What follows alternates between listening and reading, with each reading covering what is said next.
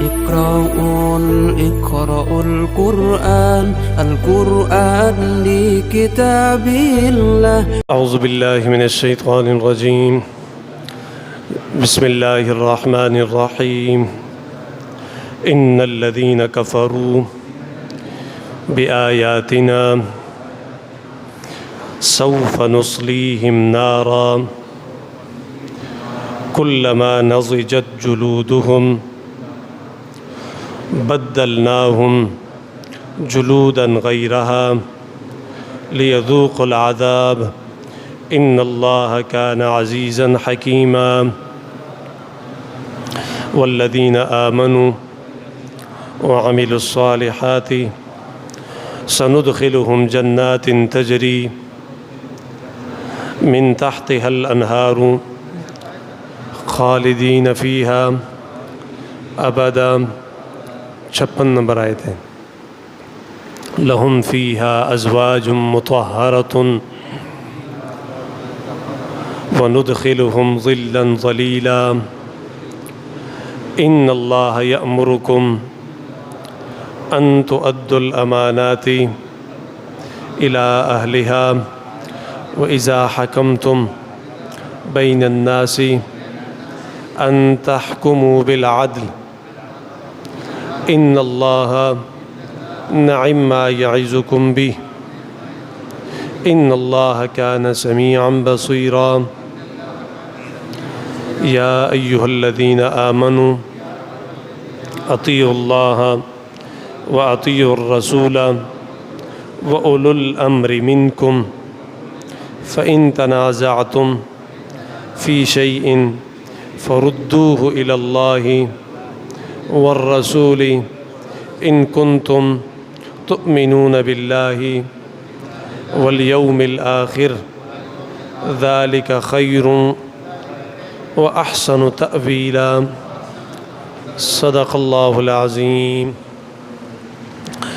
کل کے سبق میں ہم نے یہ پڑھا تھا کہ یہودی بنی اسرائیل رسول اللہ صلی اللہ علیہ وسلم پر ایمان اس لیے نہیں لاتے کہ وہ رسول اللہ صلی اللہ علیہ وسلم کے ساتھ ضد کرتے ہیں حسد کی وجہ سے کہ یہ ہمارا قومی پیغمبر نہیں ہے. ہم ہیں بنی اسرائیلی اور یہ بنو اسماعیل میں سے ہیں. ہم حضرت اسحاق کی اولاد ہیں اور یہ حضرت اسماعیل کی اولاد ہے. خاندان بدل ہیں تو کیوں ہم اس نبی کو نبی مانیں، حالانکہ انہیں اس بات کا پتہ تھا کہ رسول اللہ صلی اللہ علیہ وسلم اللہ کے سچے نبی اور سچے رسول ہیں.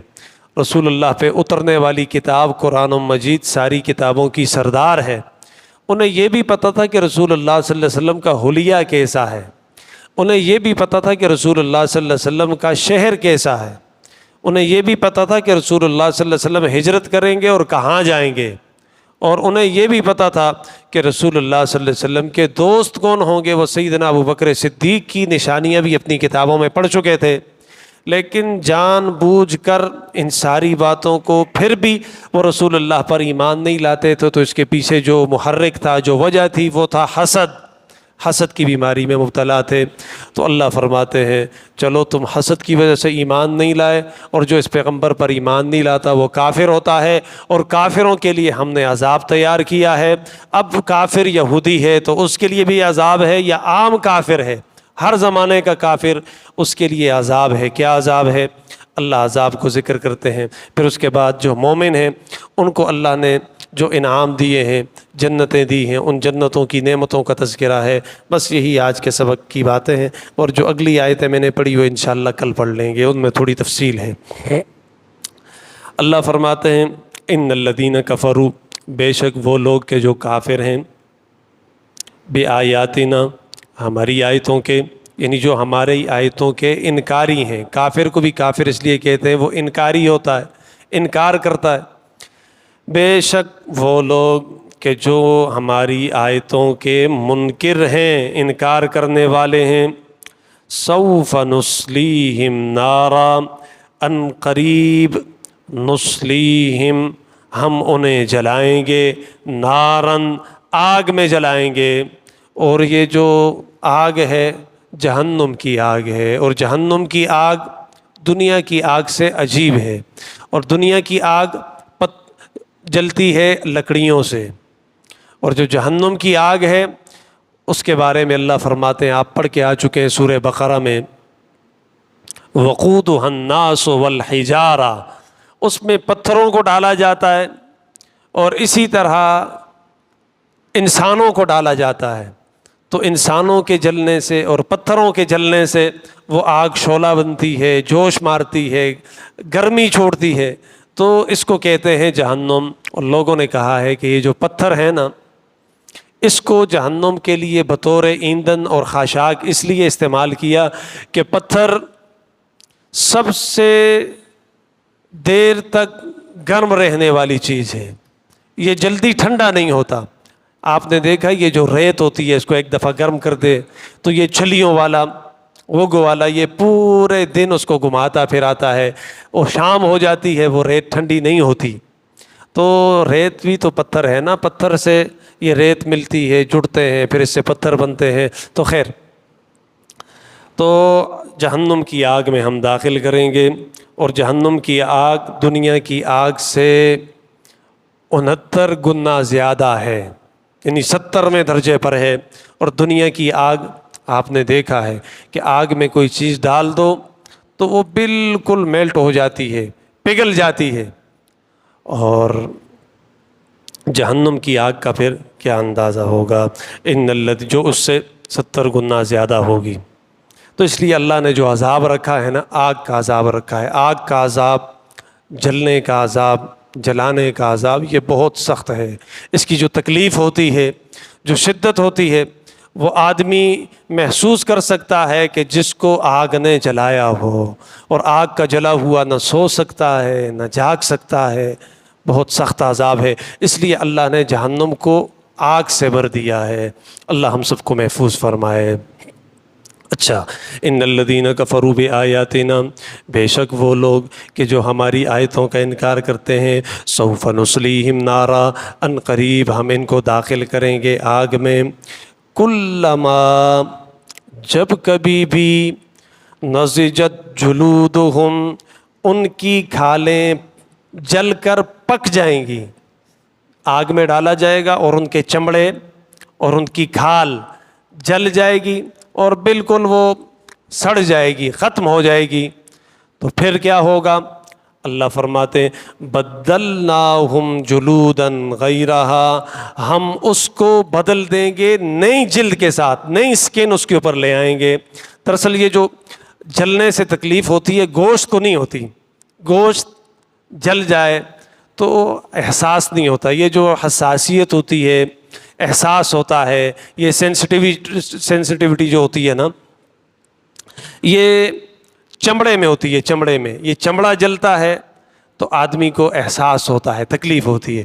اگر چمڑا جل جائے پھر اس کے بعد پھر دیکھیں کیا سے کیا ہوتا رہتا ہے، پتہ نہیں چلتا، تو تکلیف چمڑے کے جلنے کے ساتھ۔ تو ایک مرتبہ چمڑا ان کا جلے گا، کھالیں جلیں گی ان کی، پھر دوبارہ سے اللہ نئی کھالیں کر دیں گے، وہ جلتی رہیں گی، پھر دوبارہ سے نہیں آتی رہیں گی، اور یہ سلسلہ قیامت تک جاری رہے گا، اور پتہ نہیں کب تک جاری رہے گا۔ تو اس لیے جہنم کا عذاب نہ ختم ہونے والا ہے۔ قادیانی اور اسی طرح اور لوگ، بہت سارے لوگ ہیں، بہت سے مسلمانوں نے بھی یہ بات کہی ہے کہ جہنم کا جو عذاب ہے ایک وقت میں آ کر وہ اپنا اثر چھوڑ دے گا، پھر اثر نہیں کرے گا۔ حالانکہ یہ بات قرآن کی اس آیت کے خلاف ہے۔ اللہ فرماتے ان کی جلدیں جلیں گی اور جل کر بالکل ختم ہو جائیں گی، دوبارہ سے نئی جلدیں اور نئی چمڑے اور نئی سکن ان کے اوپر چڑھا دی جائے گی، وہ جلتی۔ اب یہ ایک دن میں 100 مرتبہ جلے، 1000 مرتبہ جلے، 1,00,000 مرتبہ جلے، یہ اللہ کا کام ہے۔ دوبارہ سے پھر اس طرح لگائے گا، پھر جلتے رہیں گے، جلتے رہیں گے، سڑتے رہیں گے۔ نضجت جلودہم کلما، جب کبھی بھی، نضجت جلودہم، ان کی کھالیں جل جل کر پک جائیں گی، بدلناہم، ہم بدل دیں گے انہیں، جلوداً غیرہا، دوسری جلدوں کے ساتھ، دوسری کھالوں کے ساتھ، یعنی بدلتے رہیں گے مسلسل۔ کیوں؟ لیذوقوا العذاب، تاکہ وہ عذاب کا ذائقہ چکھیں، مزہ چکھیں کہ عذاب کس کو کہتے ہیں، جلا کے ہم عذاب دیتے ہیں کہ مزہ آئے نا۔ دنیا میں تم نے پیغمبروں کے دل جلائے، ان کے سینے جلائے، انبیاء کی دعوت کو مسترد کیا، تو اب جل کے دیکھو کہ جلنا کس کو کہتے ہیں۔ ان اللہ کان عزیزا حکیما، بے شک اللہ پاک ہے عزیز، زور آور، کسی سے ڈرتا نہیں ہے، حکیمہ اور حکمت کا مالک ہے، اسے پتہ ہے کہ وہ کس کے ساتھ کیا کرنا ہے۔ لیکن مسلمانوں تم ناراض نہ ہو، خفا نہ ہو، یہ اللہ کا طریقہ کار ہے۔ کافروں کا ذکر کرتے ہیں، پھر اس کے بعد مسلمانوں کا ذکر کرتے ہیں، دوزخ کا ذکر کرتے ہیں تو جنت کا ذکر کرتے ہیں، تاکہ اللہ کے نیک بندے وہ پریشان نہ ہوں۔ اللہ فرماتے ہیں نیک بندو تمہارے ساتھ ایسا نہیں ہوگا، والذین آمنوا، اور وہ لوگ کہ جو ایمان لائے، وعملوا الصالحات، اور انہوں نے اعمال صالحہ کیے، نیک اعمال کیے، خیر اور بھلائی کے کام کیے، سندخلہم، ہم ان قریب ان کو داخل کر دیں گے۔ یا اللہ کب داخل کر دیں گے؟ اللہ کہتے ہیں یہاں تمہاری آنکھیں بند ہوں گی، دھوکے کی آنکھیں، وہاں ہم جنت میں داخل کر دیں گے ان قریب۔ یہ تو صرف دنیا ہے، مختصر ہے، عارضی ہے، اس کے لیے تیاری کرو جو اگلا جہان ہے، دنیا میں کیا کرنا۔ سندخلہم، ہم داخل کر دیں گے ان قریب، بہت جلدی، جنات، جنتوں میں داخل کر دیں گے۔ یا اللہ جنت کیسی ہے؟ تجری من تحتها الانہار، جس کے نیچے بہتی ہیں نہریں، اور جہاں نہر بہتی ہو تو لازمی بات ہے ساتھ میں سبزہ ہوتا ہے۔ جہاں نہر بہتی ہے وہاں پر بو نہیں ہوتی، جہاں پر نہر بہتی ہے وہاں پرندوں کی چہچہاٹ ہوتی ہے، جہاں پر نہر بہتی ہے وہاں پر موسم خوشگوار ہوتا ہے، بہترین موسم ہوتا ہے۔ تو یہ چھوٹے سے جملے میں بہت ساری باتیں اللہ نے بند کر دی۔ تجری من تحتها الانہار، ان جنتوں کے نیچے نہریں بہتی ہیں، خالدین فیہا ابدا، ہمیشہ وہ اس جنت میں ہوں گے، لہم فیہا ازواج مطہرۃ، اور ان کے لیے ہوں گی اس جنت میں ان کی بیویاں، لیکن کیسی بیویاں؟ دنیا کی بیویوں کی طرح جھگڑنے والی اور فساد کرنے والی، ناشکری اور نافرمانی کرنے والی، اسی طرح ظاہری عیوب والی کہ ہر مہینے وہ بیمار ہوتی ہوں، تکلیف سے دوچار ہوتی ہوں، اسی طرح وہ پیشاب کرتی ہوں، بول و براز کرتی ہوں، تھوکتی ہوں۔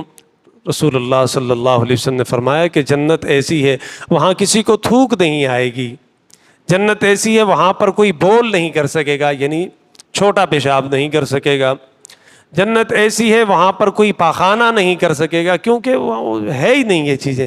اللہ پاک ہضم، یہ کھائے گا تو وہ ہضم ہو جائیں گی، ایک ڈکار مارے گا تو اس سے یہ سارے کا سارا کھایا پیا ہضم ہو جائے گا، تو پاخانے کی اور پیشاب کی ضرورت ہی نہیں ہے، اور پسینے کے ذریعے سے وہ سارا کچھ نکل جائے گا جو پیشاب کے ذریعے سے نکلتا ہے، اور پسینے کی بو نہیں ہوگی، اس کی خوشبو ہوگی، مشک اور عنبر، اس سے بھی خوبصورت، کیونکہ جنت ہے نا، اور اس سے بھی اعلیٰ خوشبوئیں ہوں گی جنتیوں کے پسینے کی۔ ازواج مطہرۃ، ان کے لیے بیویاں ہوں گی پاکیزہ بیویاں، اخلاقی اعتبار سے بھی اور اسی طرح ظاہری اور باطنی ہر قسم کی پاکیزگی انہیں حاصل ہوگی۔ وَنُدْخِلُهُمْ، اور ہم انہیں داخل کریں گے، ظِلًّا ظَلِيلًا، گھنی چھاؤں والی جنت میں داخل کریں گے۔ حدیث میں آتا ہے رسول اللہ صلی اللہ علیہ وسلم نے فرمایا کہ جنت میں اتنی بڑی چھاؤں ہوگی سورے کہ وہاں پر اگر عربی نسل کا اعلیٰ گھوڑا 100 سال تک اس درخت کی چھاؤں کے نیچے دوڑتا رہے، اس کی چھاؤں ختم نہ ہو، بعض روایات میں ہے 500 سال تک عربی النسل گھوڑا اس چھاؤں کے نیچے دوڑتا رہے اپنی تیز رفتاری کے ساتھ، وہ تھک جائے گا دوڑ دوڑ کے، جنت کا وہ سایہ اور اس درختوں کا وہ سایہ ختم نہیں ہوگا۔ تو کتنی اچھی جگہ ہے جنت، اس کے لیے ہمیں تیاری کرنی چاہیے۔ دنیا کے لیے دھوکے، درکے، فساد اور اس طرح کے غلط اعمال کرنے سے محفوظ رہنا چاہیے، اپنے آپ کو بچا کر رکھنا چاہیے۔ اللہ پاک ہم سب کو جنت میں داخل فرمائے، یا اللہ دوزخ سے ہم سب کو محفوظ فرمائے، آگ کے عذاب سے ہم سب کو محفوظ فرمائے، دنیا بھی اچھی فرمائے، آخرت بھی اچھی فرمائے، نیکی کے کاموں میں استعمال ہونے کی توفیق نصیب فرمائے۔ یا اللہ یہ ترجمہ اور تفسیر اپنی بارگاہ میں قبول فرمائے، اس کی برکت سے یا اللہ ہم سب کو خیریں عطا فرمائے، عافیتیں اور برکتیں عطا فرمائے۔ یا اللہ ہم سب کو سہولت عطا فرمائے، تنگی اور پریشانی سے ہم سب کو محفوظ فرمائے، ہم سب کے گھروں میں عافیتیں نازل فرمائے، ہماری زندگیوں میں برکتیں نازل فرمائے، بیماروں کو یا اللہ شفا نصیب فرمائے۔ اللہم ربنا آتنا فی الدنیا حسنہ وفی الآخرۃ حسنۃ وقنا عذاب النار، وصلی اللہ تعالی علی خیر خلقہ محمد وآلہ وصحبہ اجمعین۔